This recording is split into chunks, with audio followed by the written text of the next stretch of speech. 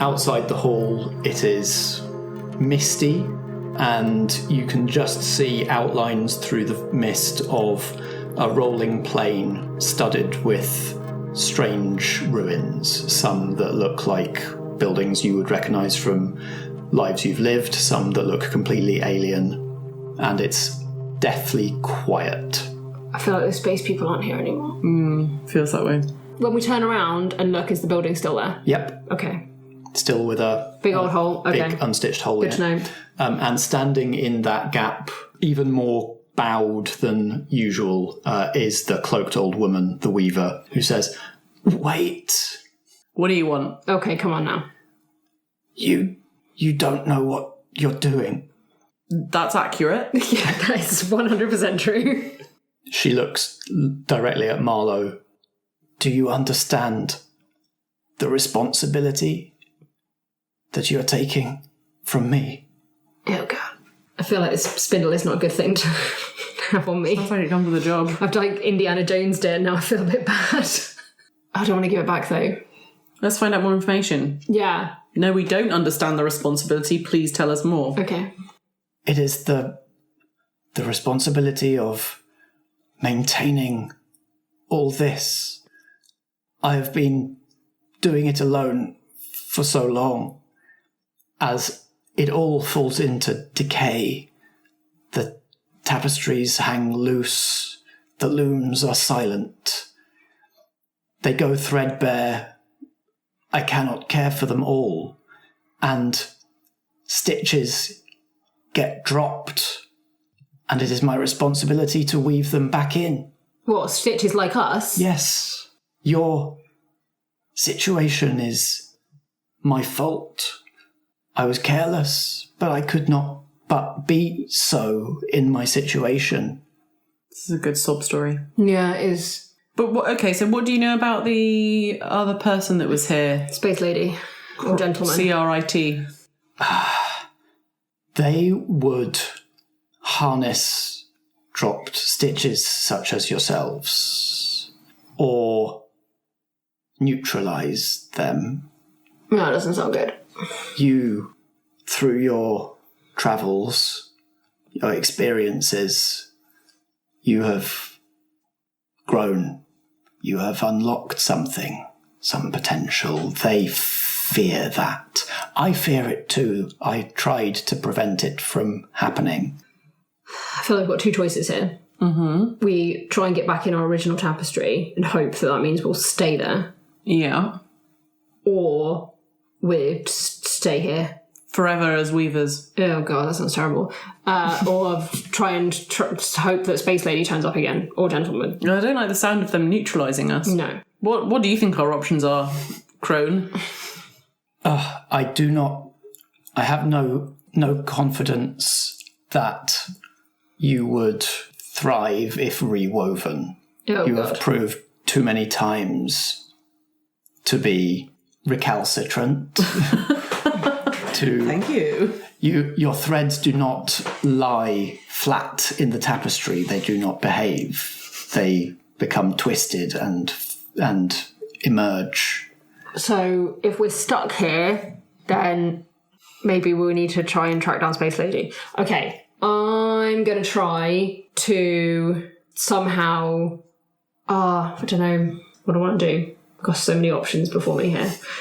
I am going to try to summon the space person. Because we know one's called Geetra and we know one is called Errol. Mm-hmm. So I reckon if I do some kind of like supersonic shout, they might show up. Mm-hmm. So I'm going to try. Mm-hmm. Supersonic shout. Marlowe bellows these names into the sky, and the spindle in your hand resonates with your shout. Ooh. And begins to spin, and you're sort of half-consciously controlling it. Okay. And through the hole in the wall from in the hall, two threads begin to stream out and onto the spindle. Ooh. It holds them there, waiting for you to do something with them. I then am going to try, because I can see, I think I will be able to see what people they represent, right? Yes. So I'm just going to You know you've got the right people. Yeah, so I'm going to spin them into reality. The same blue-suited figure appears, forming out of the thread. And alongside them, another shorter figure in a similar uniform, both face-plated and bodysuited at this point. They both look around themselves, confused, and Gitra is the first to regain themselves and locks eyes on Marlowe. Oh, God, we're too late. Oh. Uh-oh. Because I've got control of the spindle. Too late for what? Yeah. Hey? To prevent this, and you're not far off going critical as well. Oh, how exciting. I know, right? It's pretty good because you can do whatever you want, as long as it's really weird. There must still be a part of you that sees why that's a problem. I don't understand what's going on. I will spin you back in if I have to. What were you going to do before it was apparently too late? Isolate you before this could happen. In what sense isolate? We have facilities designed for this. We're going to lock us up. Yeah, with a whole bunch of other people, I assume, who this has previously happened to. People on the brink of awesome. Yeah. Oh, that's how you see it, is it? Right. We're going into their tapestry. Oh, what, to free all the awesome brink people? Yeah, why not? Let's do it. Okay. I spin Gitra and Errol back onto the spindle and into their tapestry. But I'm slightly... I don't know if I can... I don't think I can take the spindle with me. I can do what I want. You can do anything. I can do anything I want. I'm going to take it with me. Remember, put it in your magic suitcase. Put it in a magic suitcase. Okay, so I'm going to I'll spin you in first. Bye. Bye. And then I'm like, see ya, old lady, and then spin myself in with the spindle. Marlowe and Nia both unravel, this time by choice. Yes. And the 4 threads, your 2 and the 2 shimmering blue ones that you just rewove, all stream back into the hall, and one of the looms clicks into life, and you're woven into a shimmering blue, black, silver tapestry.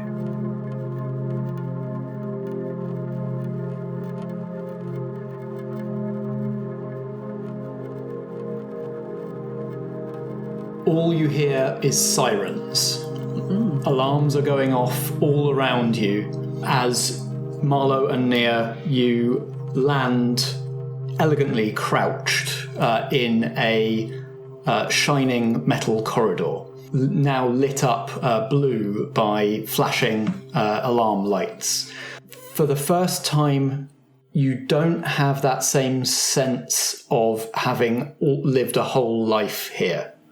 In this reality, you have put yourselves here at a certain point through Marlowe's newfound powers. So the experience is slightly different and disorientating because you don't have the lifetime of local knowledge that you have had in those other tapestries. What you do recognise is just in front of you in the corridor, the blue jumpsuited figures of Gitra and Errol. And Gitra is already raising a wrist to their face plate and saying, "They followed us. We've got a containment breach. Protect the core. Protect the core." I'm trying to punch her in the face. Nia runs up. Roll ordinary. Yeah. I'm just real mad. Yeah.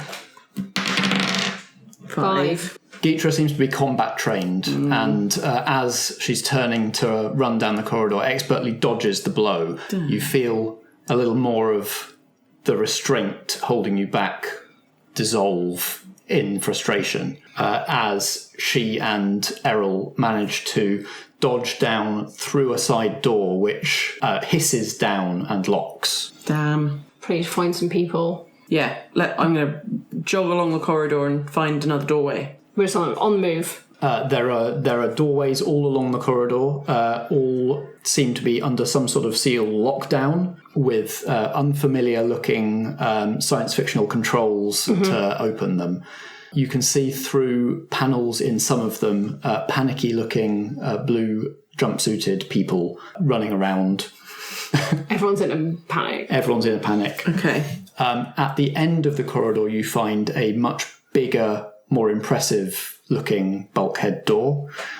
This one is white and in front, and you can tell that this one's significant, not just because it's bigger, but because there are 5 of those blue jumpsuited people standing in front of it, all pointing their wrists at you. They don't seem to be holding anything, but their fists are extended, and you can see lights flashing on their suits. I'm going to do Thanos finger snap and make them all pass out. Marlowe clicks her fingers, and something inside their minds unravels, and they simply slump to the floor. Oh boy. Do you have a go at making the door go up? Yeah, I'm going to go and just, smash at the control pad. Roll ordinary. Yeah, get them ordinaries out. Yeah, I'm going to be clever with it, though. I'm going to, take off one of their boots and use that Nice. for extra punching power. 9. No. Mega fail. You try to tug off part of one of their suits to use on the door panel, and instead you're shocked by it. It seems to be coded somehow to avoid tampering, even while the inhabitant is unconscious. Oh dear. That's clever. And once again, you feel that frustration start to build. I'm livid. Yeah. The door remains stubbornly shut. Do you have another go, or shall I just... You do your thing. Okay. Make the door open. What do you mind. What do you do? Do you do something to the controls? Do you just unravel the door? Yeah, I think I'm just going to unravel it like I did in the loom place. Yeah. Now that you're in a story, a reality, a tapestry, whatever all of the different people have referred to this as, it looks less like the door unraveling and more like the door aging, decaying, rusting, and dissolving. Oh, cool. Behind it is a huge space. It seems to... the floor seems to just drop away on the other side of the door, and through it is just this immense spherical white space with occasional protrusions out more towards the centre of the room, forming kind of platforms with a sort of a globular protrusion on the top of each one. And you can sense that there are people in those globules. Right. Can we get to a globule?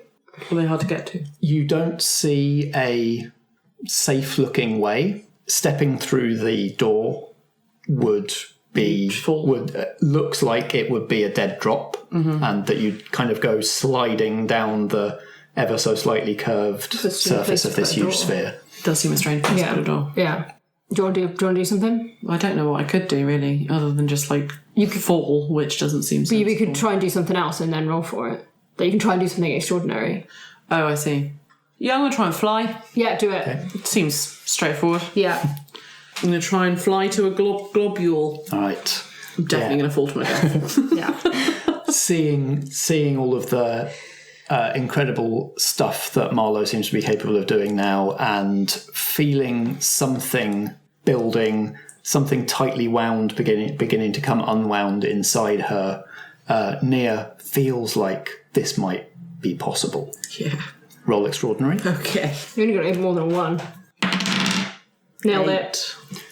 So Nia steps out over the lip of the door and does not fall. Do you fly like Superman? Do you glide, float? Like Magneto style, where he's always just sort of upright. That's creepy though, isn't it's it? real creepy. I don't want to go with creepy ghost float. It is real creepy. No, I think it is more almost like a slightly bobbing motion, like I'm in water. But I can just will myself to move in any direction and at any speed. And I can adopt some stupid poses if I want to. Yeah. So maybe once I get the hang of it, I'm Do a little cracking out the flailing. Superman pose, the flailing. Yeah. Whoa! I'm like, that's cool. Yeah, do a little spinny flip like I'm a snazzy aeroplane person.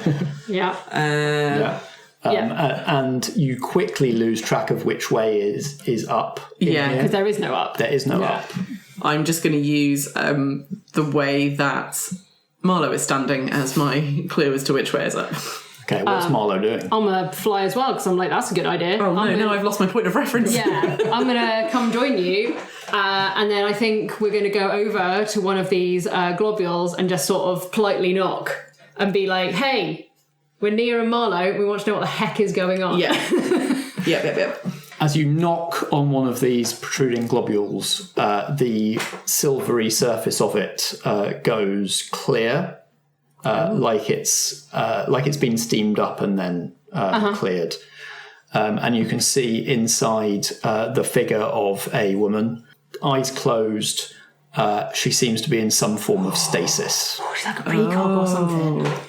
Okay. There are restraints on both her wrists. And a strange sort of skull cap covered in flashing lights all on her head. Can I tell you if this is a tapestry she belongs in? Probably can, can't I? You definitely can. She doesn't. She doesn't. Yes. No, she's like you before this happened to you. Right. She is on the brink of awesomeness. Yeah. Yep, she is one of those kinked threads that don't lie flat in the tapestry and play nice. Yeah. So all of these people are hooked up to something. With your snazzy powers, can you see that person's, essence? Oh my god. Because I'm just thinking maybe we don't want to release anyone who's an evil psychopath, in case there are any. Good point. I concentrate a little bit, hold my spindle, and see if I can see that person's thread up to this point. When you produce the spindle, first of all, in this place, it takes on a slightly different look. It seems somehow heavier, and it seems to have like a dark aura to it. It seems to be eating light. It looks like it doesn't belong in this reality. Yeah. But yeah, you can very easily get a detailed look at the thread that makes up this person's being. And it's difficult to tell whether it's to get an idea of a personality or an alignment from this. They seem to be a person. They have good impulses, bad impulses. They've done good things, bad things. They seem to be a human being who is capable of all sorts. Can I tell what reality they've come from? Yes. So you recognise from that glimpse you got of all of the tapestries in the hall when suddenly you understood everything, and that information is still taking a bit of time unpacking itself in your brain.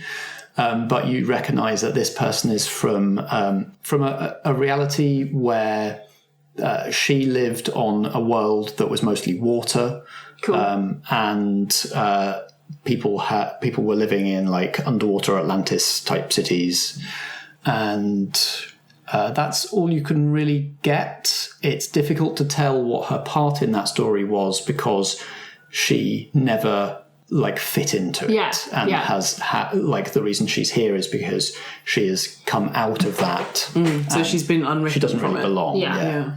Can I discern anything about how she's ended up, how she got here? Not from looking at her thread, no. So, my instinct is to set all these people free somehow, because if I was one of them, which we both could have been, that is what I would want someone to do for me. Yeah, and also they've not been locked up because they're bad people. They've been locked up because of the potential they have. Yeah, I feel like they're powering something. Yes, they mentioned the core. Yes. We should go there. Yeah. Before we release everyone, maybe. Okay. And as you recall that, you can see the very centre of this spherical chamber, floating, not seemingly attached to anything by any kind of structure, almost looks weirdly like a golf ball. It's like a little spherical structure that has a lot of little circular indentations all over it. Oh, let's go investigate. Yeah, let's go touch that. I'm not scared of anything now. I can do what I want. Right. We're flying again to the core. I'm doing some funny walks. Yeah, why not? Take advantage of it. Yeah. On your way to the core, a voice bellows out over the tannoy system of this place.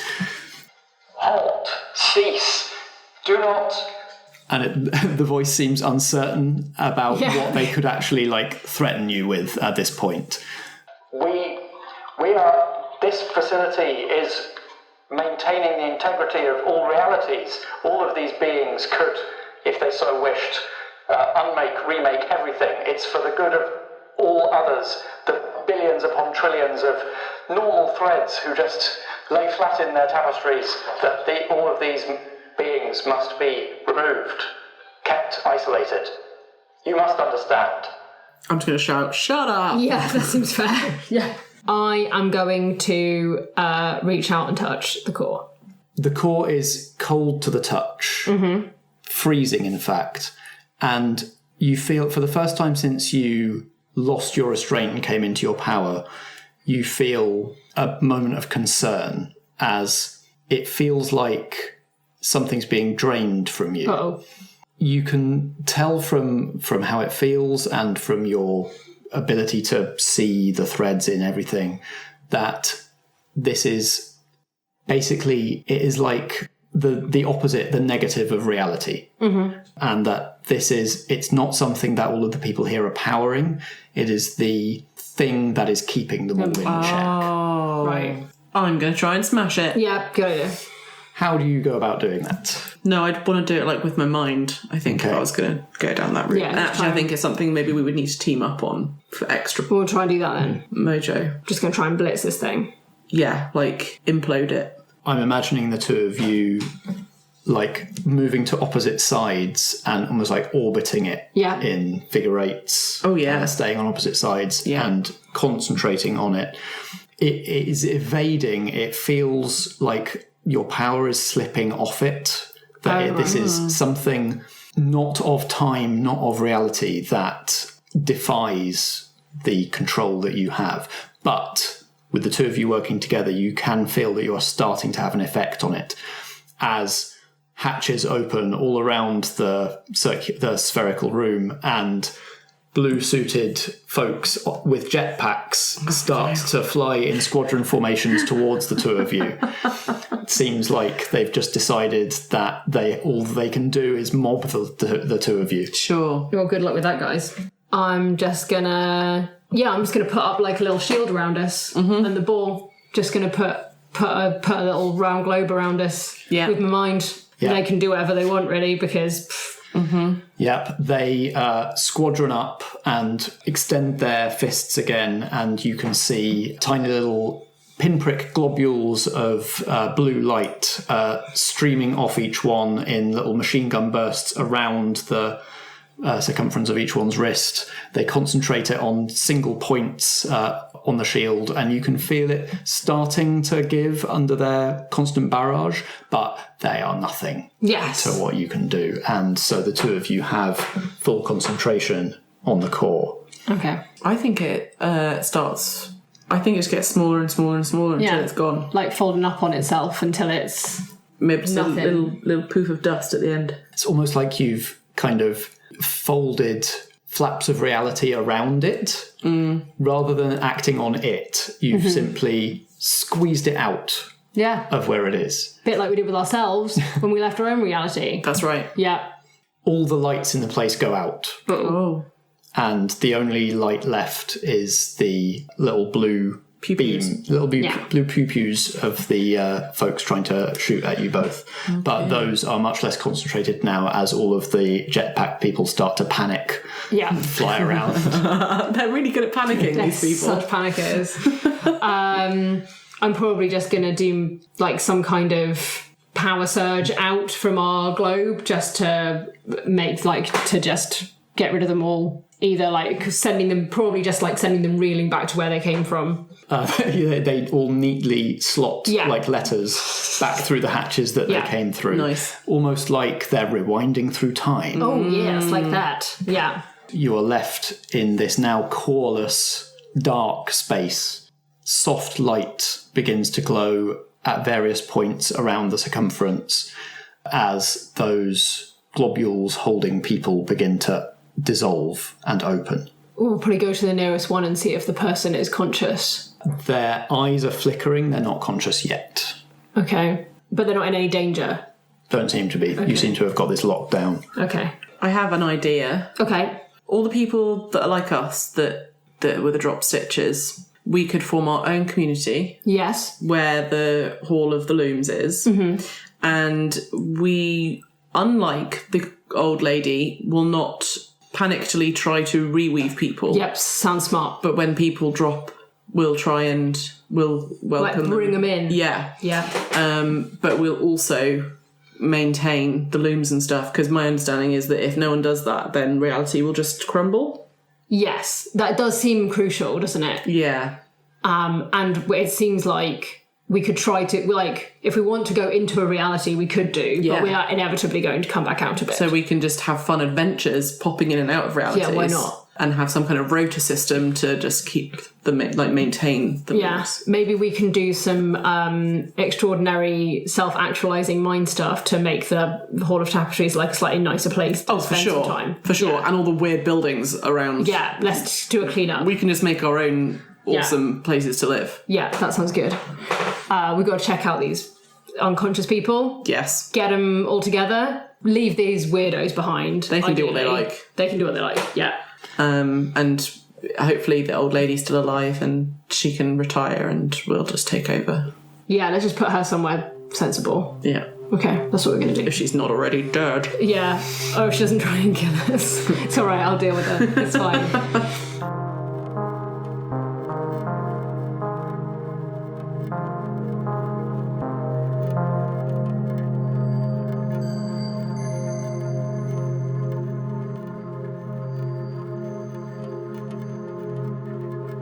You've been listening to Merely Role Players. Ellie plays Nia, Vikki plays Marlowe. I'm Matt, your host, and we were playing All Outta Bubblegum, a role-playing game by Jeffrey Grant and Michael Sullivan.